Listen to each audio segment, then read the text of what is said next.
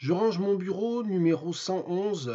On est vendredi matin. Vendredi dernier, j'ai enregistré une vidéo que j'avais présentée sur les réseaux sociaux comme étant peut-être la dernière avec un gros point d'interrogation parce que moi-même, j'étais pas très convaincu. Ben, c'était pas la dernière, on le sait dès la semaine suivante.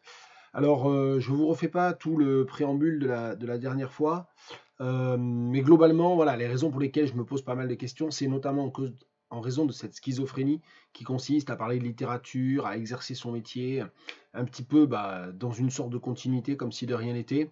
Et en fait, j'essaie de résoudre la contradiction, notamment de manière extrêmement maladroite et mal faite, avec les trois petits messages qui s'afficheront pendant la totalité de cette vidéo par-dessus les livres. Alors peut-être que paradoxalement, ça va attirer plus l'attention vers les titres des livres.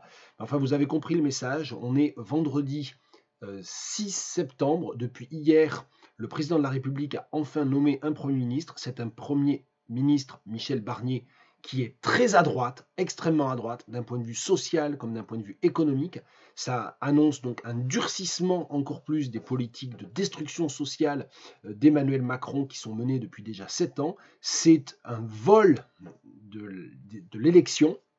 Ça veut dire que de facto, si Michel Barnier réussit à former un gouvernement et n'est pas censuré, ça veut dire qu'il y a une alliance de fait avec le Rassemblement national. Ça veut dire qu'il y a un bloc de droite et d'extrême droite qui se met d'accord contre le bloc arrivé en tête, le nouveau Front populaire, avec un programme commun. C'est donc un coup d'État, un véritable coup d'État institutionnel que tente Emmanuel Macron et ce qu'on sentait effectivement venir depuis déjà plusieurs semaines. Donc désormais, le nom d'Emmanuel Macron est irrémédiablement lié à une phase de fascisation de notre vie politique. C'est véritablement lui qui, plus que jamais et de manière extrêmement claire maintenant, ouvre la voie au pouvoir fasciste dans notre pays.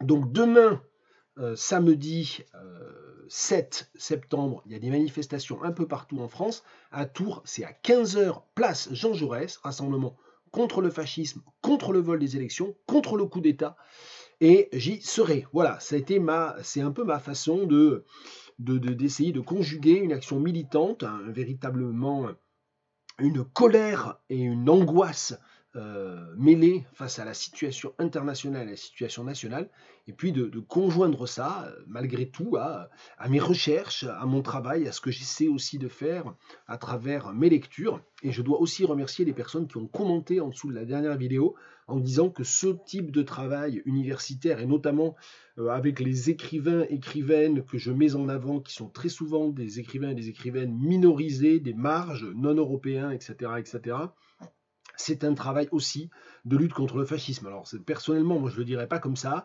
mais effectivement, la liberté universitaire, la littérature, la création artistique, etc., sont de manière évidemment extrêmement marginale et en un sens insignifiante, une part du travail de lutte pied à pied contre le fascisme et contre la fascisation. Cela étant dit, et j'ai quand même fait un long préambule, bien écoutez, ces affiches, ces affichettes écrites rapidement, comme tout ce que je fais pour ces vidéos, c'est complètement au pied levé, en mode improvisation, en mode économie de temps maximale.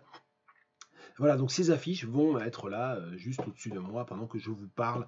Donc vous ne risquez pas d'oublier le message. J'espère que tout le monde va aller manifester demain samedi pour le retour à la démocratie, pour demander le retour à la démocratie et pour demander donc à ce que Michel Barnier ne soit pas Premier ministre et que son gouvernement soit censuré. Et donc, évidemment, la seule première ministre légitime, c'est Lucie Castet pour le nouveau Front populaire. J'en viens à un peu d'actualité éditoriale en fait en ce qui me concerne. Et j'avais eu l'occasion, je crois, de vous en parler. Mais il y a un an, un petit peu plus d'un an, j'ai signé un contrat de traduction pour ce gros livre historique, cet imposant essai historique de Howard French, Born in Blackness, Africans and the Making of the Modern World from 1471 to the Second World War. Et j'avais donc signé ce contrat avec les éditions Kalman Levy. Alors ça, c'est l'édition de poche, j'allais dire américaine, je ne sais plus très bien, parce que Il y a toujours des... Oui, c'est l'édition américaine. L'édition de poche date de 2022, le livre est sorti en 2021, et cette édition de poche, elle compte quand même la bagatelle de 400, 499 pages, index et notes comprises, et il y a plus de 50 pages de notes.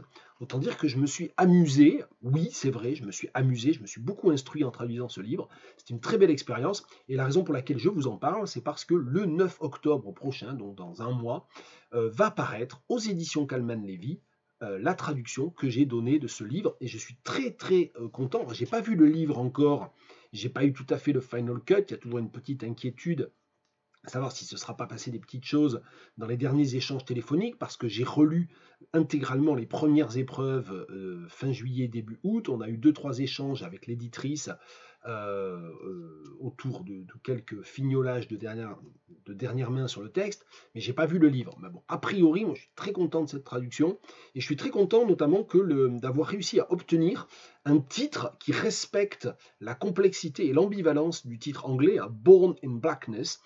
J'avais proposé Noires Origines au pluriel, et ça a été conservé. Je suis très content, et je tiens à le souligner parce que c'est pas si souvent que ça, je crois, que les traducteurs et les traductrices obtiennent que le titre qu'il ou elle propose soit conservé, soit adopté par la maison d'édition. Donc en un mot, je ne suis pas tout seul, mais je crois que l'auteur a dû jouer un petit peu. Je ne sais pas si l'agent de l'auteur est intervenu ou pas, mais en tout cas, on a gagné face aux commerciaux qui au départ étaient partis sur un titre extrêmement essai universitaire, correspondant plus en fait au sous-titre ici. Et moi je trouve que il y a toute une espèce de doxa, y compris, bon là c'est Calman-Lévy, mais j'avais eu cette expérience chez Albin Michel il y a 2 ans, 3 ans maintenant. Euh, il y a une doxa qui semblerait dire que en France, quand on publie des livres d'histoire, il faut un titre sérieux, qui fasse thèse de doctorat en fait. Et moi je suis absolument persuadé du contraire, c'est-à-dire je suis persuadé que quelqu'un qui se promène en librairie ou qui lit un article sur un livre ou qui voit passer sur les réseaux sociaux un titre de livre est beaucoup plus intéressé, intrigué, a plus envie de lire ce livre comme un livre apportant quelque chose de nouveau si ça s'appelle Noires Origines que si ça s'appelle L'Afrique et la création du monde moderne de 1471 à 1945. Alors il y a peut-être une frange du lectorat qui préfère des titres entre guillemets sérieux, mais Noires Origines, c'est un titre sérieux, hein. Je veux dire, je ne veux pas disqualifier ma proposition et le livre qui va sortir. Bien, on aura l'occasion de reparler de ce livre, je n'en reparle pas pour l'instant, j'en reparlerai quand le livre matériellement sera entre mes mains, puis quand il sera paru, comptez sur moi pour faire de la pub à ma propre traduction. Mais vous pouvez d'ores et déjà noter dans vos tablettes, vous pouvez même aller voir votre libraire dès maintenant en disant, en précommandant Noires Origines de Howard French aux éditions Calman-Lévy, et puis on le dira, mon nom est quand même sur la 4e de couverture, je suis content, traduit de l'anglais par Guillaume Singal, puisque j'insiste toujours pour qu'on nomme le traducteur ou la traductrice, hashtag name the translator, eh bien je l'ai nommé, même si c'est moi-même, et si ça fait un peu mégalo. Alors, dans les livres que je vais ranger, alors je ne sais pas si Born in Blackness, je vais vraiment le ranger, c'était l'occasion d'en parler. Il risque de traîner encore pas très très loin du bureau, sur une étagère voisine, on va dire ça comme ça, puis je risque d'avoir besoin de le ressortir. Mais voilà, dans les livres que je vais ranger, il y a 4 livres que j'ai prêtés à la doctorante dont je co-supervise le travail, dont je co-dirige le travail, qui travaille sur les littératures queer nigérianes, et à qui j'ai prêté un certain nombre de classiques, alors pas uniquement nigérians d'ailleurs, tiens, alors un livre avec lequel je bassine tout le monde depuis 25 ans, toujours pas traduit en français, mais il y a peut-être quelque chose qui va finir par bouger à ce niveau-là, on en reparlera peut-être, je sais pas. Our Sister Killjoy de Ama Ata Aidoo, et Ama Ata Aidoo, j'avais eu l'occasion de faire une vidéo j'allais dire il y a 2 ans, mais c'est il y a peut-être plus longtemps que ça. Quand elle est morte, c'est une romancière et essayiste féministe ghanéenne, extrêmement importante, qui a peu écrit, en fait, il n'y a que quelques livres. Et celui-là, c'est son tout premier livre, Our Sister Killjoy, qui mélange des passages en vers libre, des passages en prose, des passages narratifs et des passages qui sont plus de l'ordre de l'essai féministe, un peu in your face, comme ça. Ça date de 1977 et c'est pour moi un texte remarquable. C'est un texte que je relis régulièrement, qui est un peu daté, qui porte la marque et la trace du moment où il a été écrit et publié, c'est-à-dire les années 70. On est en plein dans l'espèce de reflux de désenchantement post-colonial, hein, alors dans le cadre du Ghana, 20 ans après l'indépendance, mais on va dire entre 10 et 20 ans après les indépendances. Et donc on a toute cette espèce de désillusion grandissante des intellectuels et écrivaines, artistes, penseurs intellectuels des pays africains désormais indépendants. Et ce texte, il porte la trace un petit peu de cette d'une terminologie qui est souvent une terminologie marxiste d'ailleurs, et puis aussi d'une influence forte de lectures qui sont des lectures afroféministes venues d'Amérique du Nord en fait. Donc il y a beaucoup d'influence aussi de penseuses très importantes, Angela Davis, Audre Lorde, enfin il y a de toute évidence une parenté, ou devrais-je dire une sororité textuelle et intellectuelle entre Our Sister Killjoy et ces textes-là. Et donc voilà, donc Our Sister Killjoy, c'est vraiment un texte vraiment fondamental à lire absolument pour toute personne qui s'intéresse aux afroféminismes notamment et aux littératures postcoloniales plus généralement. Alors dans les livres que j'avais prêtés à Nina Doué, qu'elle m'a rendu après les avoir lus pendant l'été, il y avait, alors on est vraiment dans les classiques là pour le coup, c'était toujours pour être dans les classiques nigérians. The Palm Wine Drinker de Amos Tutuola, que je pense je ne présente plus, j'ai dû en parler déjà un certain nombre de fois, de Amos Tutuola, un des tout premiers textes parus avant même l'indépendance du Nigeria, chez Faber and Faber en 1952, traduit en français.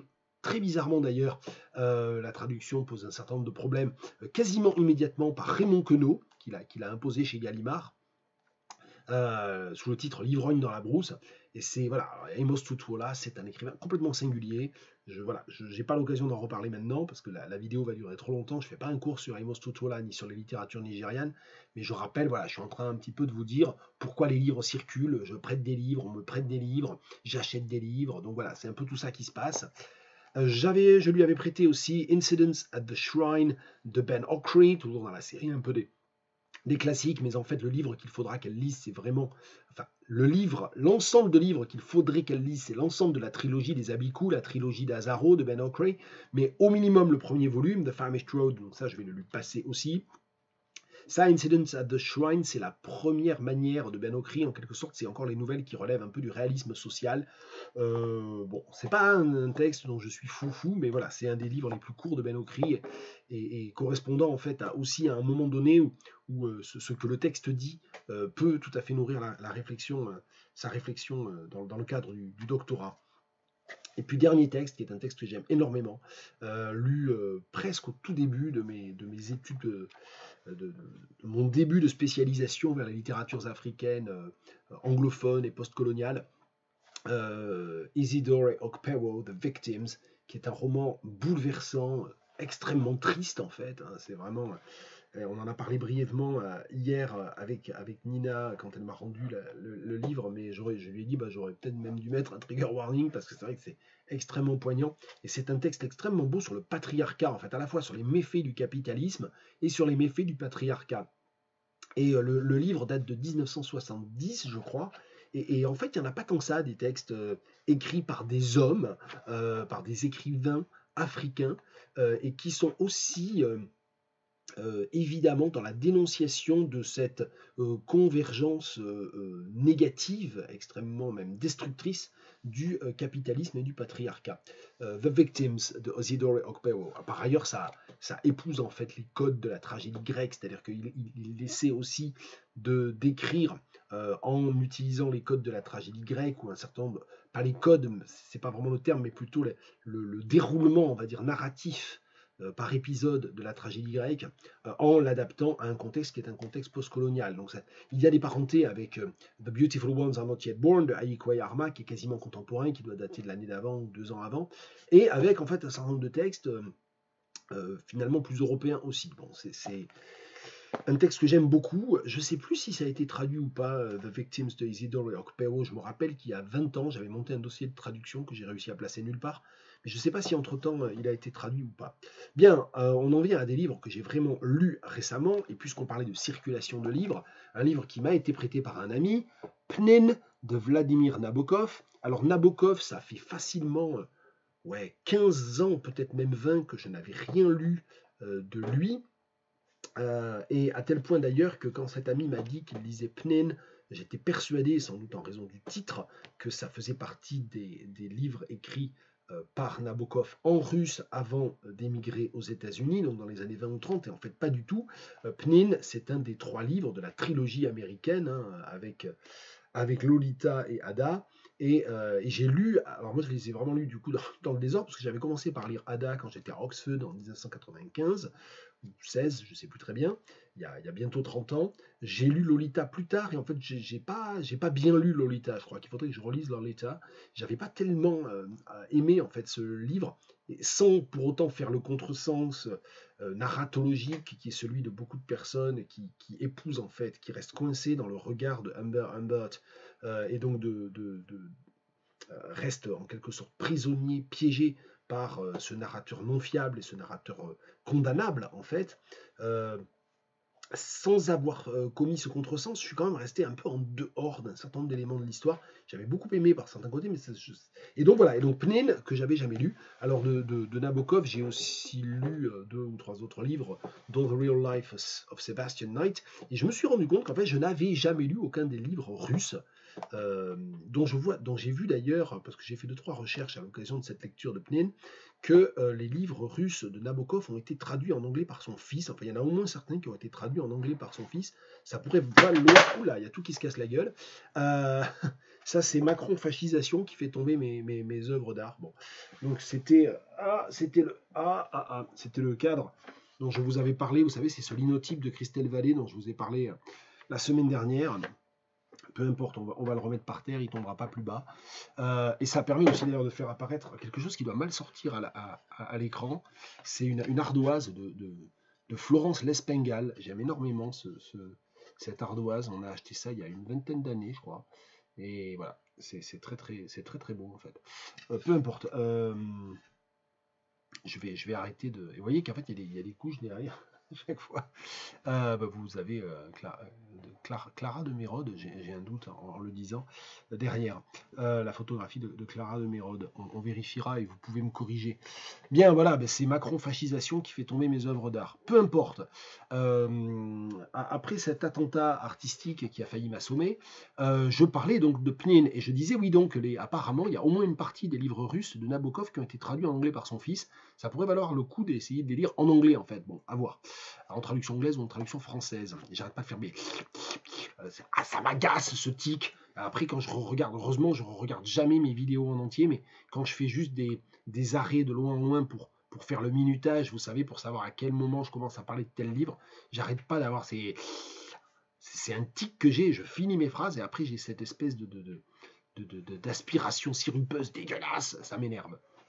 Bon, j'en reviens à Pnin, et donc Pnin, que j'ai lu parce que cet ami me l'a prêté, bien c'est très chouette, c'est très bien. C'est un livre extrêmement satirique, c'est un peu un campus novel, mais ce qui est bien en fait, il y a 2 choses qui sont très très bien dans ce livre. C'est d'une part le fait qu'on comprend progressivement qu'il y a un narrateur qui est inclus dans l'histoire, qui dit je, mais qui ne parle pas du tout de lui au début, et dont on va découvrir l'identité uniquement au dernier chapitre. Ça, c'est très dans les jeux de miroir, très postmoderne, assez typique de l'écriture de Nabokov. Il y a autre chose que moi je trouve beaucoup plus émouvant et beaucoup plus fort, c'est que au début on a l'impression que ça va être le portrait de quelqu'un de ridicule, d'un personnage ridicule, c'est un professeur un peu raté, émigré aux États-Unis, une sorte de double raté de Nabokov lui-même, et en fait on a le sentiment que le récit va appuyer à chaque fois sur ses échecs, sur ses erreurs, c'est un peu un personnage à la Buster Keaton, un petit peu comme ça, qui rate à peu près tout ce qu'il entreprend, ou qui est en permanence en marge de la société, en marge tout simplement de la réalité un petit peu. Et en fait, progressivement, on se rend compte que d'abord, il n'est pas si raté que ça, il a un véritable fond, il est en fait très intéressant, il a tout un regard sur le monde. Il est certainement beaucoup moins raté que l'immense majorité des personnages qui l'entourent, qui sont des universitaires beaucoup plus, qui réussissent beaucoup plus leur carrière que lui, mais qui finalement sont creux, sont vides, sont superficiels, voire sont même carrément hypocrites ou humainement à refaire un petit peu. Et donc, il y a cet aspect-là qui est très touchant. Et puis, il y a quand même un chapitre, enfin, alors il y a 7 chapitres, et les chapitres sont ensuite subdivisés en sous-chapitres, en sections. Donc, il y a des chapitres comme ça, très très brefs. Et il y a un de ces chapitres, le roman est bref, hein, ça fait 160 pages. Hein. Comment dire, il y a dans, je crois, dans le chapitre 5 ou dans le chapitre 6, tout un bref chapitre qui est extrêmement émouvant parce que Pnin se remémore, après avoir essayé de tenter de l'oublier, de l'enquister, etc., de son premier grand amour. Et c'est parce que quelqu'un lui rappelle un petit peu l'existence et surtout la fin tragique de cette femme qu'il s'en souvient. Et parce qu'en fait, cette femme a été déportée et tuée à Buchenwald. Et en fait, c'est pas du tout un procédé. Il y a véritablement dans la manière dont, avec énormément de pudeur, la voix narrative explore la façon dont Pnin a essayé d'oublier ça parce que c'était trop douloureux. C'était trop douloureux d'abord d'avoir été séparé de cette personne à cause de la révolution bolchevique et ensuite, bien sûr, de l'avoir perdue définitivement sans jamais l'avoir revue parce qu'elle a été assassinée par les nazis. Il y a quelque chose d'extrêmement fort et d'extrêmement émouvant qui donne encore plus d'épaisseur au roman et au personnage. Donc c'est vraiment très bien. Pnin de Vladimir Nabokov. Ouais, dans quel sens? Alors ça c'est un livre, je sais plus si j'en ai déjà parlé ou pas, mais enfin si j'en ai parlé en vidéo ou pas, c'est un livre dont j'ai posté pas mal d'extraits, notamment au mois de juillet sur les réseaux sociaux, que j'ai lu par fragments, c'est-à-dire que j'ai arrêté de le lire complètement entre, on va dire, le 20 juillet et le 15 août, puis je l'ai repris là pour le terminer. Les lettres de la guerre d'Antonio Lobo Antunes. Alors Antonio Lobo Antunes, du coup j'en ai beaucoup parlé sur Facebook aussi, parce qu'il se trouve qu'au même moment, il y a une traductrice et collègue qui a découvert Lobo Antunes et qui est en train de dévorer les Lobo Antunes les uns après les autres, et elle disait qu'elle n'en avait jamais entendu parler. Or moi, Lobo Antunes, c'est un écrivain qui est super important pour moi depuis là encore bientôt 30 ans. J'ai lu mon premier livre de lui, je pense, aux alentours de 97, 18, quelque chose comme ça, je pense. Et depuis, c'est vrai que j'ai lu tous ceux qui sortaient au fur et à mesure, et j'ai pas encore lu tous les premiers que je n'avais pas lu à l'époque. Donc là, il y a encore des projets de lecture et même de relecture. Enfin, Lobo Antunes, voilà, si je devais garder 10 noms d'écrivains vivants, etc., j'aurais du mal à pas le mettre dedans quand même. Et ce livre, en fait, je l'ai trouvé d'occasion au Bibliovore, librairie d'occasion à Tours. C'est très bien le Bibliovore parce que si on achète 4 livres, c'est 10 € les 4 livres, quel que soit le livre. C'est-à-dire, ça peut être même un Pléiade, en fait, il y en a très peu, il y en a rarement, mais du coup, ça vous fait même le Pléiade à 2,50 € en fait. Quel que soit son état, et en général, ils sont en assez bon état. Et donc, j'ai acheté ce livre que je n'avais pas acheté à l'époque, parce qu'il est paru alors que je connaissais déjà Lobo Antunes. Ce sont les lettres que Lobo Antunes a écrites à sa femme, oui, les lettres, oui, les lettres qu'il a écrites à sa femme, je ne connais même plus la règle de l'accord du participe passé, tout va bien, pendant les 2 années où il était à la guerre en Angola. En tant que jeune médecin militaire, il a été enrôlé, il s'est retrouvé à devoir faire son service militaire en Angola, et donc 24 mois de service, et donc il écrit des lettres. Au début, il y en a vraiment tous les jours, puis il y a des interruptions parce qu'il y a des séjours, soit il a une permission, il retourne au Portugal, soit même sa femme vient pendant les 6 derniers mois, en fait sa femme l'a rejoint, on ne comprend pas très très bien exactement ce qui se passe à ce moment-là, parce qu'il n'y a pas vraiment d'explication.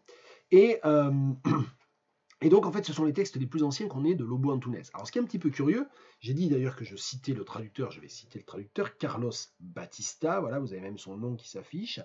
Alors, ce qui est un petit peu curieux, c'est que tout d'abord, c'est le texte le plus ancien de Lobo Antunes dont on dispose, puisque ça date du début des années 70, et que sinon, les premiers romans de Lobo Antunes publiés, c'est fin des années 70.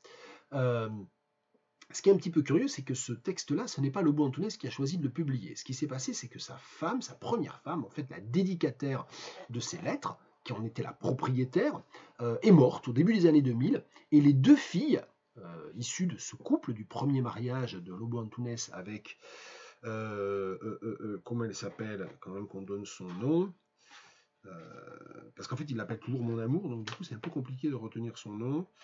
Nos parents se sont... Alors, il y a...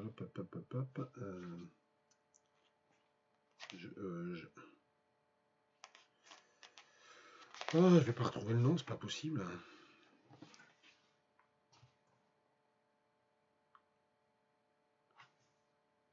Bon, je sais plus, c'est pas très grave, hein, on va passer. En tout cas, ce sont les filles de la première épouse de Lobo Antunes, Maria José et Johanna Lobo Antunes, qui ont décidé de publier ces lettres. Alors, comme il y a le nom d'Antonio Lobo Antunes sur la couverture, il a dû donner son accord quand même, mais enfin, c'est pas lui qui a choisi de publier ça.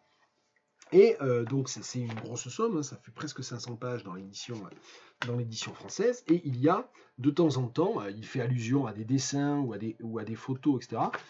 Et donc on a des photos de tel ou tel aérogramme qu'il a écrit, et aérogramme est masculin, donc c'est bon, ça marche. Il y a des photos aussi, voilà, de temps en temps, il y a des photos dont il parle en fait dans la lettre précédente. Il y a les photos. En fait, ce qui se passe, c'est que quand il part en Angola au début de l'année 71, il vient juste d'épouser sa femme, il a 28 ans, sa femme est un peu plus jeune, il vient juste de l'épouser et elle est enceinte. Et donc, évidemment, à un moment donné, il devient papa, mais il n'est pas là. Il est en Angola, et donc il reçoit des photos juste après la naissance, le baptême, comme vous le voyez, etc. Et là, il y en a, voilà.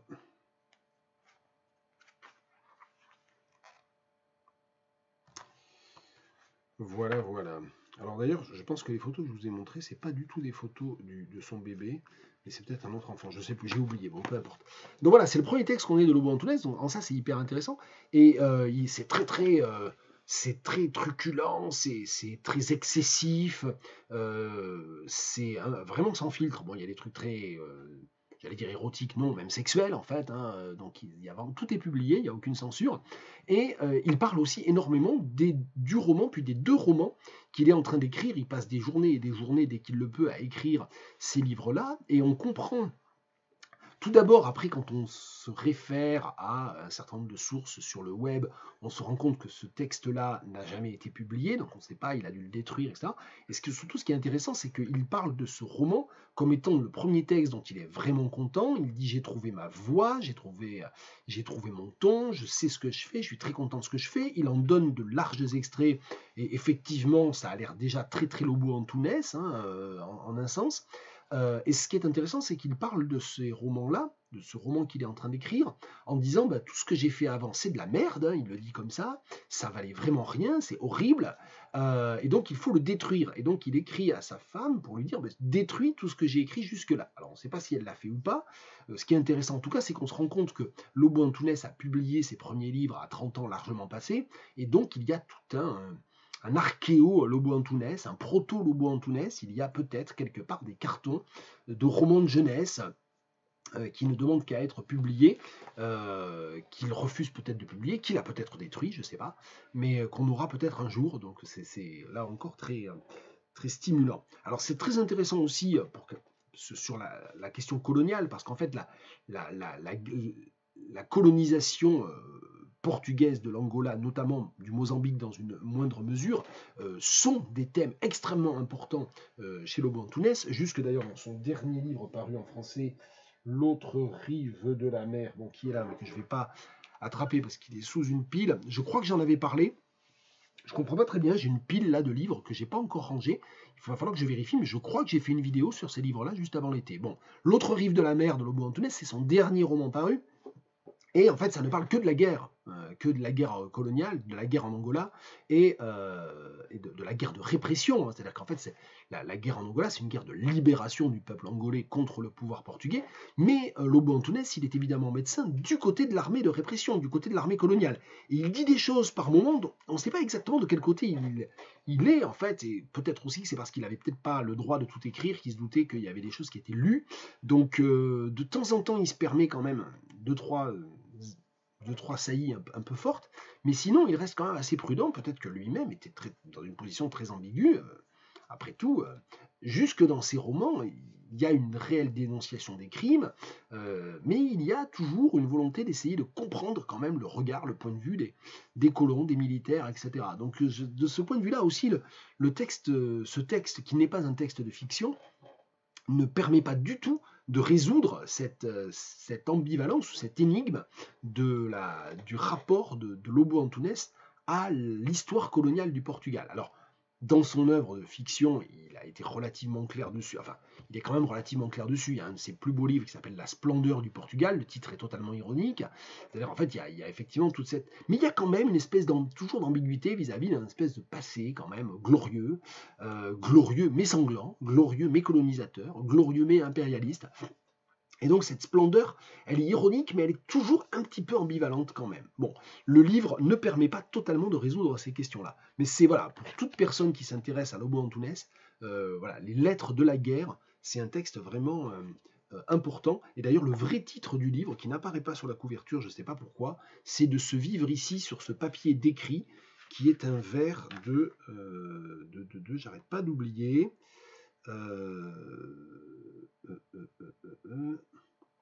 c'est une citation d'une lettre d'Angelo de Lima au professeur Miguel Bombarda. Et Miguel de Lima est un poète qui était extrêmement important pour Lobo Antunes, à ce que disent les deux filles de Lobo Antunes dans leur préface de 2005. Voici donc le livre d'amour de nos parents duquel nous sommes nés et dont nous sommes fiers. Nous sommes nés de deux êtres exceptionnels en tout, que nous donnons en partie à connaître dans ces lettres. Le reste nous appartient. Voilà, ça c'est la fin de la préface des deux filles expliquant la publication de ce livre.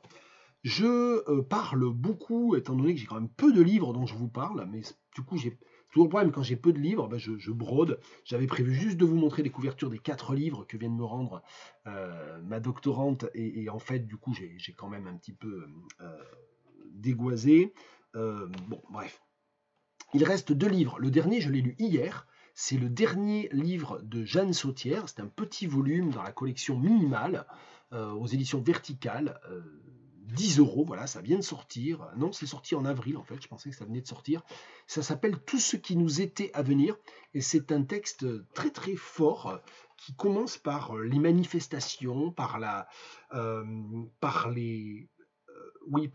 tout ce qui est la mobilisation politique, syndicale, etc., notamment sur la question des réfugiés, sur la question des sans-papiers, etc., mais pas seulement.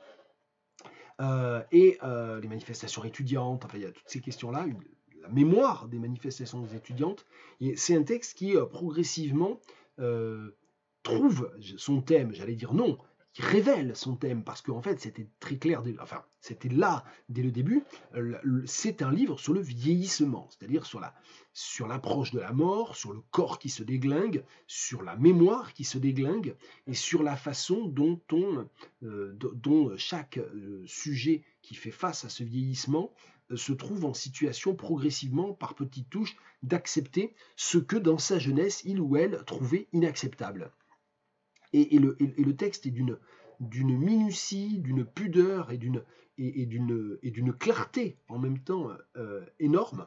Alors je dis pudeur, et alors c'est un texte, c'est un mot qu'on emploie beaucoup, que j'essaie d'éviter d'employer parce que je suis très partagé par rapport à ce concept-là. Là, je l'utilise véritablement délibérément. C'est pas un tic de langage. Enfin, j'espère que ça n'en est pas un dans ma bouche, parce que pour moi, justement, la manière dont Jeanne Sautière décrit de manière extrêmement précise un certain nombre de déliquescences corporelles, de déchéances physiques, a pour but justement de faire humanité, de faire collectivité, de faire communauté, et donc de témoigner d'une expérience qui n'est pas une expérience individualisée. Et d'ailleurs, à ma connaissance, elle ne dit jamais je, elle dit nous. Et c'est un nous pluriel, c'est pas un nous de majesté, c'est pas un nous comme ça, un peu une affaîtrie stylistique, c'est un nous collectif, et ça veut dire qu'en fait, ce livre, qui vient sans doute principalement de l'expérience subjective de l'écrivaine, encore qu'il n'y a aucun moyen de le savoir, en fait. Le livre pourrait être écrit par quelqu'un qui a 25 ans et qui a discuté beaucoup et qui a recueilli des témoignages. Donc c'est tout à fait possible. Et c'est ça qui est très beau dans ce livre, en fait, c'est que il positionne, ou il postule plus exactement, un sujet, il met en place, il instaure, allez voilà, je vais finir par trouver le bon verbe, un sujet qui est réellement un sujet collectif. Et donc c'est ce nous de l'humanité, Alors, si on suit la pente, c'est l'humanité vieillissante. Donc, est-ce que ça n'est pas finalement un texte aussi non seulement sur le vieillissement des individus, sur le vieillissement des corps et des esprits et des mémoires individuelles, mais est-ce que ça n'est pas aussi un livre sur le vieillissement politique, le vieillissement idéologique, sur le fait qu'il y a aussi peut-être une course vers la fin? Est-ce que ça n'est pas aussi un texte qui, sans, à ma connaissance, jamais le dire, est aussi lié à la question de l'éco-anxiété et de la peur aussi de la fin de l'espèce humaine. Ça reste une possibilité laissée par le texte. Mais je vais vous lire pour vous donner l'impression, enfin, ce qui est intéressant, c'est que c'est un texte qui interroge aussi la boomeritude. Hein. Il dit jamais boomer, je crois, enfin, il me semble que le texte, en fait, Jane Sautière n'emploie jamais le terme, mais ce qui est intéressant, c'est que ça montre que être réactionnaire n'est pas une fatalité quand on vieillit. Et ça, je crois que c'est très important. C'est un texte qui montre qu'on peut être vieux et rester radical, qu'on peut être, on peut vieillir et conserver intacte sa colère, son angoisse, ses convictions. Je crois que c'est très important. Et également laisser la part et être capable d'observer ce que le combat de jeunes générations apporte de nouveau au combat du passé, et donc venir les nourrir différemment. Est-ce que je vais retrouver cette page que je trouve très belle? Oui. Alors c'est dans la première partie. Donc il y a 3 parties, nous autres, la presque dernière promenade et la toute dernière qui fait vraiment 3 pages et qui s'appelle Blanc total. Que je ne vous révèle pas, on va dire, voilà. On va dire ça comme ça. Mais là c'est tiré de la partie nous autres. Et puis nous sommes appelés, encore une fois, appelés comme par le sacré, les voix, les dieux, comme c'est idiot et vivace, parce qu'un homme s'est fait tuer aux USA parce qu'il était noir, et qu'ici on meurt pareil, de la même ségrégation, du même étouffement, réel ou symbolique. Nous n'y croyons plus, nous avons le souvenir d'une autre manifestation contre le racisme appelée par toute la gauche, nous ne savons plus quand nous avons employé ce mot sans ricaner, une manifestation de vieilleux, comme nous, sans élan, par pur devoir, sans incarnation, une manifestation de morts-vivants. Nous avions pleuré, dit que les manifs c'est fini, c'est sur les réseaux sociaux que ça se passe maintenant. Puis, voilà que nous comprenons que tout est remis en cause. Nous sommes avec d'autres, tellement plus jeunes, tellement plus déterminés et ES, ouvrageant leur monde dans lequel nous sommes des ombres du passé, mais encore là pour nous sentir frissonner. Yelles ne sont pas solidaires, yelles sont au cœur, yelles sont les sujets, dans le double sens du mot, l'enjeu, la cause, l'assujetti et l'auteur. Nous sommes un peu à côté, dans une dépossession heureuse d'avoir tout à refaire, tout à repenser, dans le ravissement de défaire notre vieux pull feutré. Je trouve ce passage génial. Bon, le chapitre continue, puis plus rien, nous n'avons pas pu rejoindre les derniers cortèges, nous les avons regardés, etc. Et moi qui fais énormément de manifestations et qui échange avec des gens plus jeunes que moi et des gens plus vieux, je vois très bien ce que ce texte veut dire sur le fait d'être à la fois ému, bouleversé, heureux, et en même temps heureux d'être bousculé, heureux d'être encore dans la possibilité de défaire son vieux pull feutré, c'est-à-dire cette image.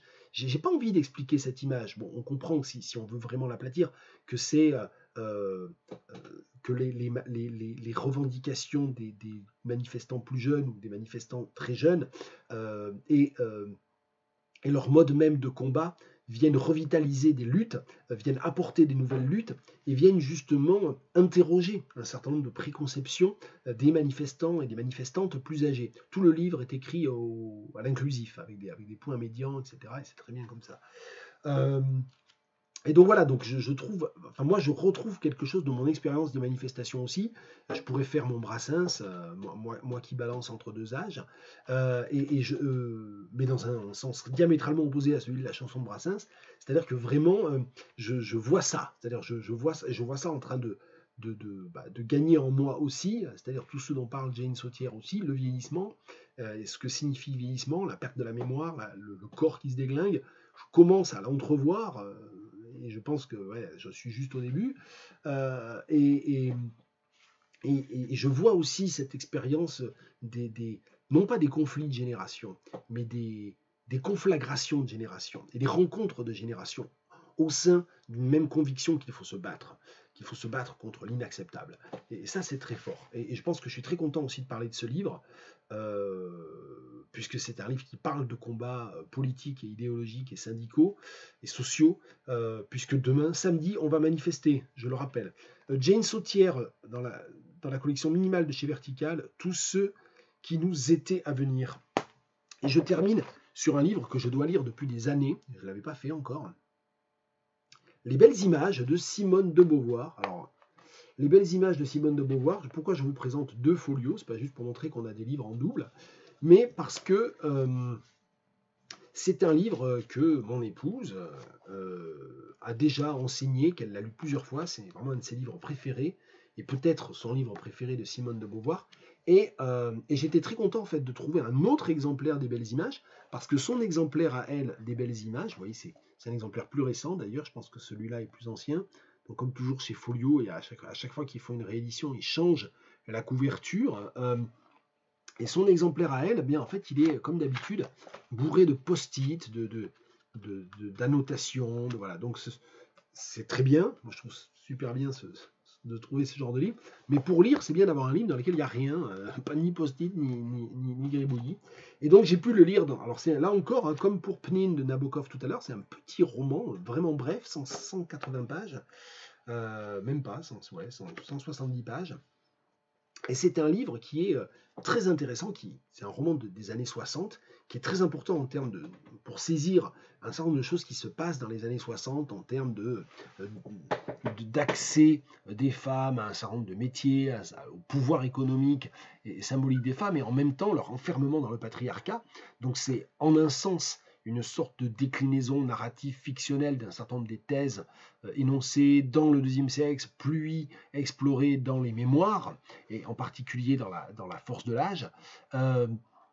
Ce qui est intéressant, c'est qu'en fait, le sujet tel qu'il est porté par le titre, les belles images, qui au départ interroge la publicité, puisque la protagoniste est en fait publiciste, c'est évidemment toute cette espèce de marchandisation, le fait que l'on puisse vendre n'importe quoi à condition de vendre avec le bon concept, la bonne idée derrière, en faisant croire aux gens qu'on leur vend pas un lave-vaisselle, mais qu'on leur vend de la liberté, ou qu'on leur vend de la pureté, de la je ne sais quoi, etc.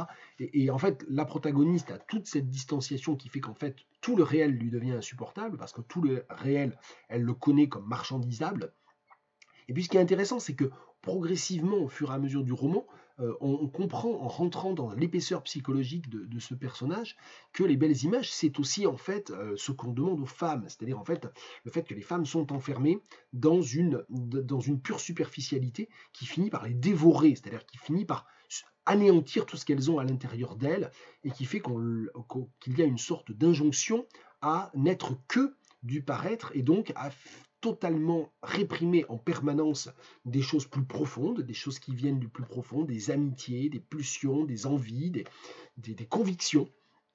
Et le personnage, je ne vous raconte pas l'histoire, mais le personnage en fait se révolte contre ça, revient un peu sur ce qu'a été son éducation. Elle comprend que pendant son enfance et son adolescence, elle a été poussée, y compris d'ailleurs par sa mère, à détruire tout ce qui était un peu individuel, ce qui était de l'ordre de la liberté aussi, de l'individualité et de la liberté en elle, pour se conformer à un idéal social patriarcal en fait. Patriarcal et bourgeois en fait, parce que c'est aussi un grand roman sur la bourgeoisie.